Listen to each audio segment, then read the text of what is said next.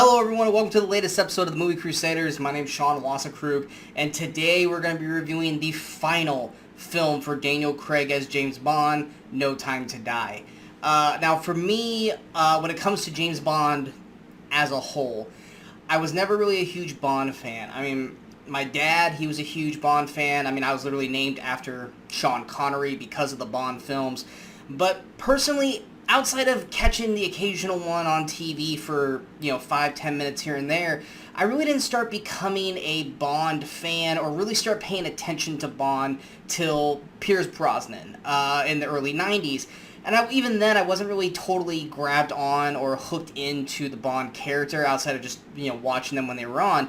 It wasn't until Daniel Craig, when he came out with Casino Royale in 2006, that I really gravitated towards the James Bond character and really, got involved and invested in the Bond character, the grittiness of the Bond character. You're not trying to be so over-the-top corny, kind of like the old Bonds films used to be. A lot like how Austin Powers is in the 90s. I mean, it was basically a spoof off of James Bond. But Daniel Craig's Bond was gritty, felt more realistic, and the performances of Daniel Craig, among everyone else in the films, just felt more realistic, more grounded, kind of like how the Mission Impossible films are doing more so now, which is why they're so popular. And I've always been a huge fan of the Daniel Craig franchise. So when this one was scheduled to come out 2 years ago, yes, this movie was supposed to come out in November of 2019, I was a little bummed knowing that this was going to be Daniel Craig's last film, but he's done 5 films. It's about time for him to move on to something else. But the series as a whole, or the Craig series as a whole, it's been, for me, fairly positive. I love Casino Royale, and I love Skyfall. Quantum of Solace, I can barely ever really remember, and I've watched it at least 3 times, and even now, I still barely remember the film. Spectre, I don't think up until a couple days ago, because I watched it again before I saw this, I hadn't seen it since theaters. I remember not really liking it that much, being relatively bored by it, but rewatching it this week, I actually didn't mind it. I actually gave it a better score than I initially did this time around, because I felt like I understood the story and the character better watching Spectre this time out. Yes, there are still some problems with Spectre, but I was definitely excited to see No Time to Die. The biggest thing that I heard of when it came to No Time to Die that a lot of people were having a lot of pushback on was its length, its runtime. No Time to Die is 2 hours and 43 minutes long, which for a lot of people is a really long movie. But for me, as long as the story is captivating and exciting and keeping you, going, you can have the movie be 4 hours. I don't care. It's the final goodbye for Daniel Craig's Bond. Go out there and make the movie you want to make. I don't care how long it is as long as it's good. So going into this review, first things first, like all Bond films, it looks fantastic. The cinematography of this film looks gorgeous, but hey, if you've seen all the Daniel Craig Bond films, this is not anything new. Every shot looks phenomenal. It doesn't matter whether they're in a dark, kind of underground, like sewer thing, or whether they're out in, whatever country in the world. It always looks great, especially with Daniel Craig there. Never have I ever watched a Daniel Craig Bond film going, this looks like shit. It always looks fantastic. Daniel Craig, like I said, it's his last performance as Bond. Unlike other Bond films, I think this is where a lot of people either really like the Daniel Craig Bond or they don't, is that unlike the old Bond films, like Connery and Moore and Dalton and all them, is their movies felt more like one-offs. Like, here's the Bond character for this film, here's, generic Bond girl, here's generic villain, next film, rinse and repeat. Very little connective tissue in the franchise. Daniel Craig's Bond has all been a 5-movie character story arc. Stuff that happens in Casino Royale is continued all the way into No Time to Die. The effects that Bond had in Casino Royale still rings true all the way into No Time to Die. His connections to Ava Green's Vesper Lynd from Casino Royale, who I still think was one of the best characters of the Bond franchise, is still holding weight to Daniel Craig's Bond in this film, and it touches base on all of the Bond films. And that's what I like about Daniel Craig's Bond, as well, is that the story is not a one-off story. It is a connective tissue through all 5 of these films. And Daniel Craig has to carry that weight of Bond through these. He's not like like the older Bonds where, any kind of connective weight that he had in this one film, it's forgotten by the time we go to the next movie. Daniel Craig has to carry all of the previous 4 films' weight on his shoulders, which allows him to expand on the Bond character and not just kind of come off as this spy who's just a womanizer and, just shoots, all license to kill and all that kind of stuff. He has remorse, he has guilt, he has PTSD in a sense in terms of past events of this franchise. Now, I know a lot of people don't like that. They want the Bond of the old where it's a new Bond, technically every kind of film, and it doesn't carry over all the past crap, but I like a connective tissue with a character, especially through 5 films. And Daniel Craig does a great job in his final outing as James Bond. He, like I said, holds all that weight. The main story plot point for Bond this time out, obviously, is connected to Léa Seydoux. I'm pretty sure I said her name wrong, but Madeline from Spectre. Spectre did not do a good job of establishing their relationship. I mean, literally, they spent like 2 days together in Spectre, and they were already in love with each other. The events of this film looks like it's still within weeks, days, months of the events of Spectre, so it's still not really believable that they're in love. But through the rest of the film, in No Time to Die, Léa Seydoux and Daniel Craig do a great job of selling the love that these two have, even if we haven't got to see it on screen. Maybe there's a lot that we just didn't get to see that they decided not to waste our time watching, but they do a great job of selling this love between them throughout the film. And Léa Seydoux does a fantastic job acting through this film. I've never really been a huge fan of her, but her performance in this is great. Highlight of the film for me, though, has to go to Ana de Armas. She plays Paloma. She's usually, like most Bond films, there's the main Bond girl, and then there's like a secondary Bond girl. She's, I guess, the secondary Bond girl, and she kicks ass as Paloma. She's only in it for like 10 to 15 minutes, but in that 10 to 15 minutes, she comes out and blows everyone away with her performance to the point where I wish we had gotten more of her in this film. I would love to see more of Ana de Armas like this character Paloma. I know we're not going to get more of Paloma because obviously this Bond franchise is ending, but I would love an action series or action films with Ana de Armas playing like a Paloma type character, because she was the most fun this movie had to offer in that 10 to 15 minutes. And when she left, I was hoping we were going to see more of her, and sadly we don't. One of the problems with the length of the film is that this, like I said, 2 hours and 43 minutes, is that most of this film feels like a continuation or basically a true sequel to Spectre, which to some people might not like that. To me, I think it makes Spectre a little bit stronger. But the problem with that is that you have the main villain played by Rami Malek. He plays Lucifer Safin. His character feels very tacked on. Now, if you remember Spectre at all, which a lot of people don't, but I just recently watched it, while Bond is talking to Madeline, she brings up a story from her childhood.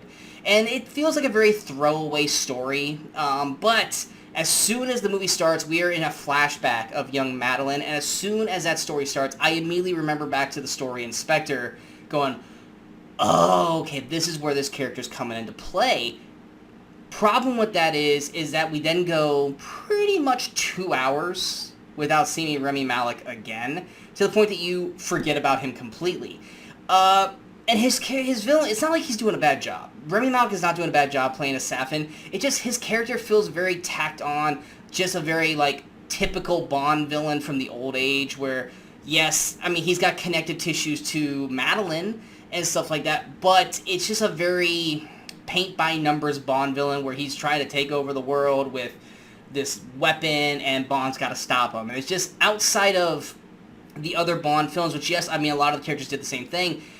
For it being his final go-around, the Safin character just doesn't feel like the villain we needed for this film. Personally, I think Blofeld, played by Christoph Waltz, should have continued to be the main villain in this franchise for the final film, instead of being basically a Hannibal Lecter wannabe that we do get of him in this film. Christoph Waltz does a great job in his one scene he has as Blofeld, but I still wish he would have been the main focal point and the main villain in this film. Again, because we already have that story built in with him, then trying to establish a whole brand new villain that, frankly, like I said, Rami Malek doesn't do a bad job, but the story, the plot, the screenplay, it doesn't do enough to really make his character worth anything. In terms of other new recruits, you got Lashana Lynch as Nomi, who plays the new 007. She does okay in the role, and it's not necessarily Lashana Lynch's fault. I don't think she's really given enough screen time, except for just being, like, this bickering person to Bond, which we got with, Moneypenny when she first showed up. It basically just felt like a more action-heavy Moneypenny. I think Lashana Lynch should have gotten a little bit more time with Bond, maybe would have gone on more missions with Bond, except for in the third act, to really establish her better as a true 00, than constantly just putting her, saddling her to the side to do, missions off screen. Speaking of that, Jeffrey Wright returns as Felix Leiter, which people will know him from Quantum and Casino Royale, and I think he might have been in Skyfall a little bit.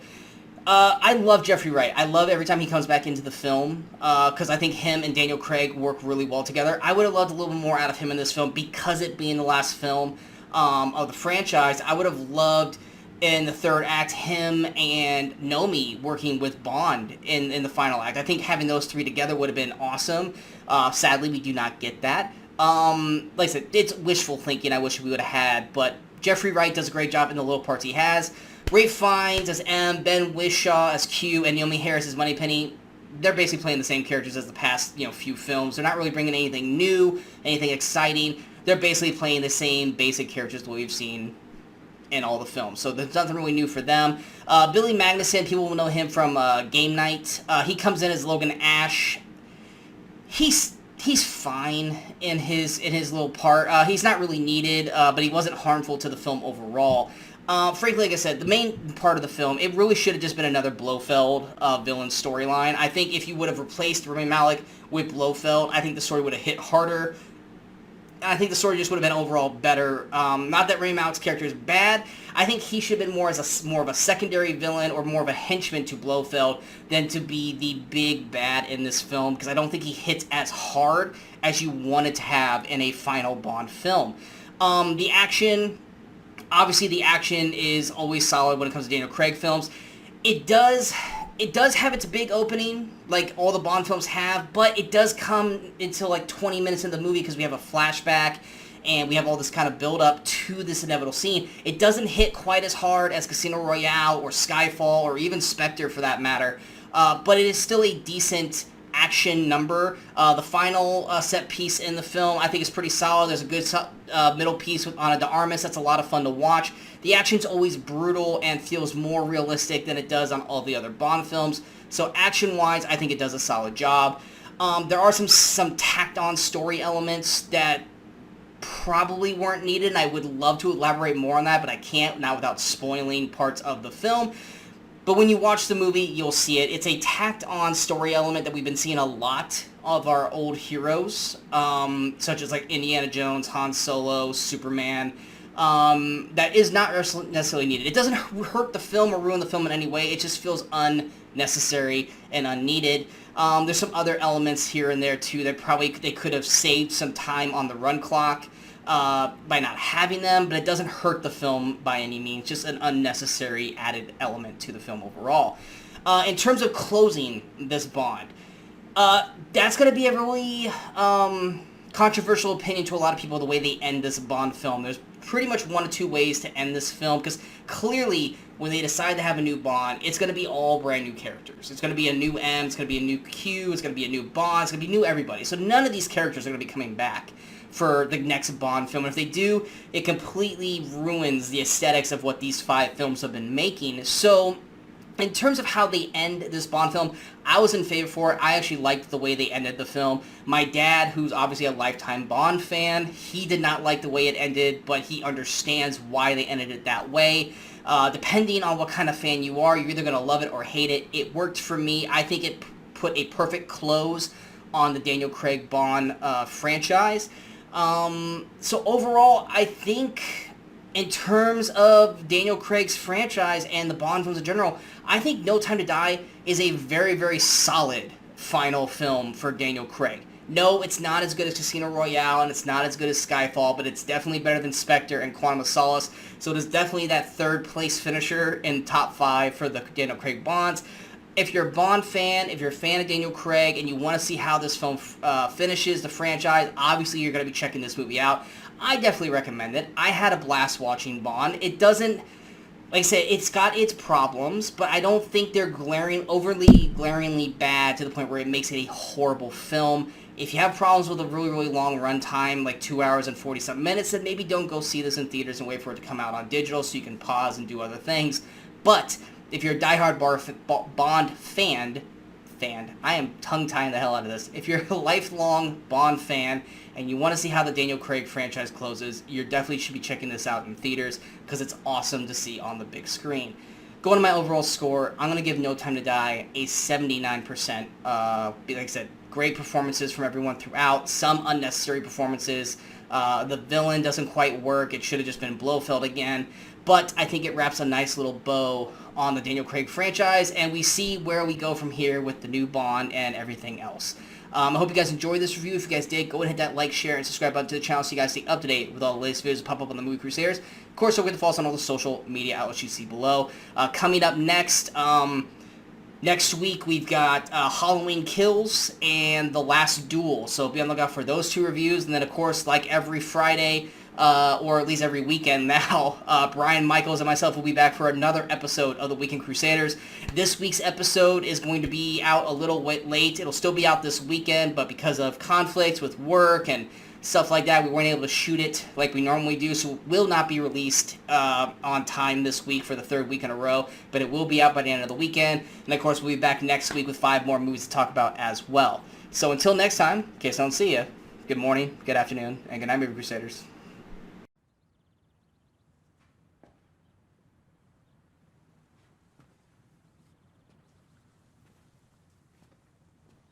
You're still here. It's over. Go home.